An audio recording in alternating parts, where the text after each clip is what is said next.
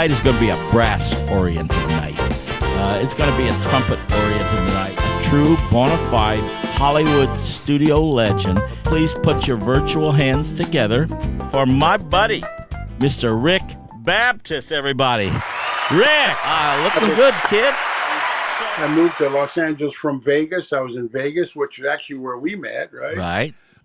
Yeah, I'm from San Francisco area. Bobby Darin came into town. He liked my trumpet playing. I was playing at a club, and he says, "Hey, kid," he says, "I'm going to Harris, Reno for a couple weeks, and I want you to come as my first trumpet player." So March of '68, I started work up in Reno.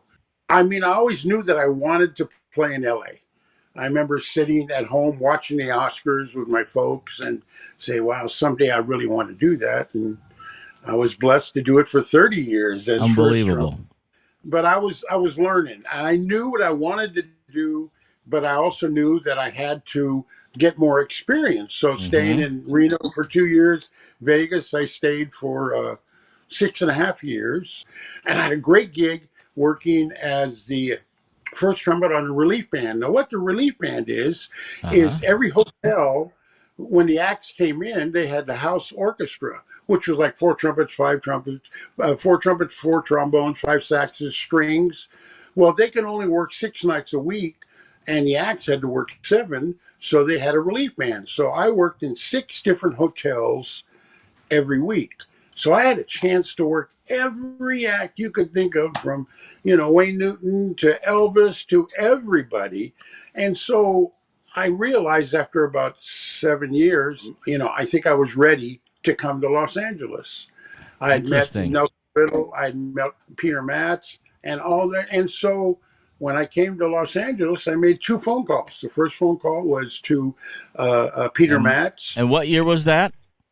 That was 1979. Okay. In 20 minutes, I had a gig. Wow. And then I called Riddle, and Nelson Riddle said, okay, I'm going to tell my contractor to call you. And it was, I just started working in Los Angeles. The audience who watches me regularly know that I've been with Frankie Valli for 46 years. But you and I met before I was with Frankie Valli. You were playing in the relief band that you mentioned, the Johnny Haig Relief Band in Las Vegas.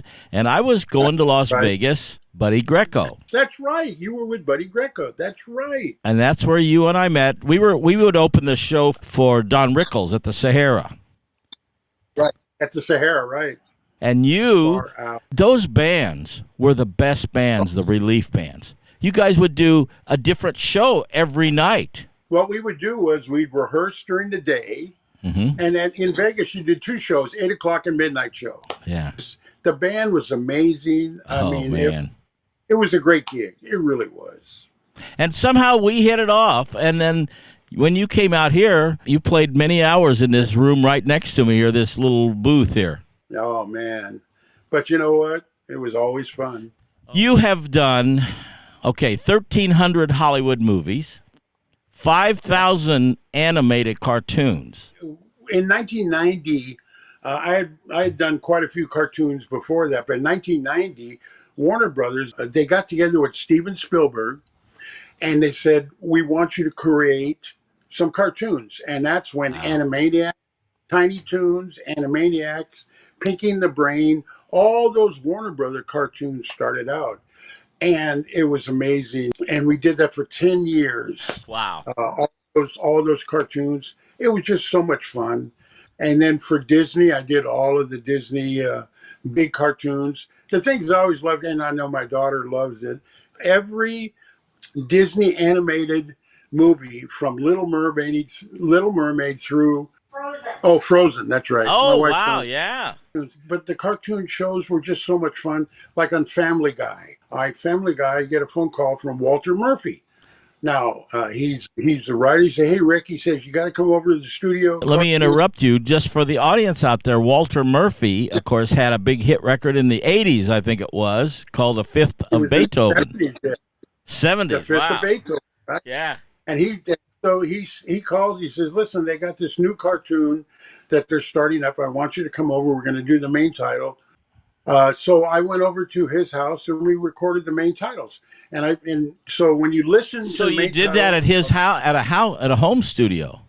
home studio, yeah. Wow. And so listen to that main title. I played all 4 trumpet parts, and then Alan Kaplan did all 4 trombones, and the great Dan Higgins played all the saxes. Oh yeah. And we saw this young guy sitting on the couch, and brilliant Seth MacFarlane.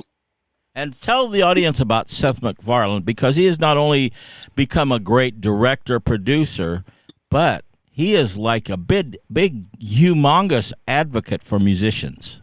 Absolutely. When he signed his contract, a 4-year deal with Fox, he put in his contract that they are to use a full, at the time I think it started out 35 musicians on every cartoon that he does. Now, so he did Tiny Toons, Animaniacs, then we did Family Guy, we did Cleveland, all had, and every year they were to add 1 musician to the size of the orchestra. It's fantastic. I love it. A few years ago, you became the vice president of the Los Angeles Musicians Union, Local 47, and you were a big advocate in so many ways. Every year I would go with the federation, and we would talk with the powers that be about getting musicians' name. And there's a huge room where all the producers and owners and whatever, are there. And so I said I wanted to say something. And so I stood up and made my plea to get musicians' names. I said, I told them about my background, movies I did. But, there was always one name on the crawl that bugged me when I would go and see a movie. And that was the honey wagon driver.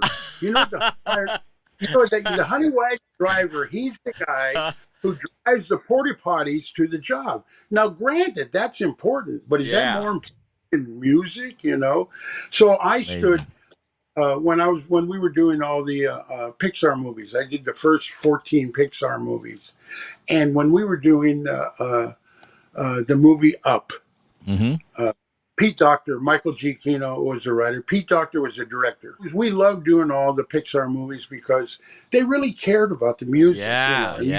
So Pete Docter came in and he said, ladies and gentlemen, he says, I'm so thrilled to see everybody here. We had 75 musicians at Warner Brothers. And he says, I want to kind of do an experiment. But he says, this next cue is a 3.5-minute cue that is the one where in the movie, the old man is thinking about his wife and reminiscing. And it's, 3.5 minutes. It's an amazing cue, right? He says, so I want you guys to turn around in your chairs. And he said, put on your headphones. I want you to turn around because right behind us was a big screen that shows what they're showing. We never hear dialogue, but we could see what scene we're playing to in a movie. And so he says, I want you to turn around, turn on the screen. We're going to turn on the dialogue, and we want you to hear what you're going to put your music to. And so we all turned around and we looked, and they played this cue with no music, but with the dialogue. And we thought, oh, wow, that's really touching, really nice, And then after lunch, he came back to us. We recorded the music. He came back to us. He says, okay, now, folks, I want you to do the same thing. Put your headphones on, turn around, and I want you to see what your music did to my movie.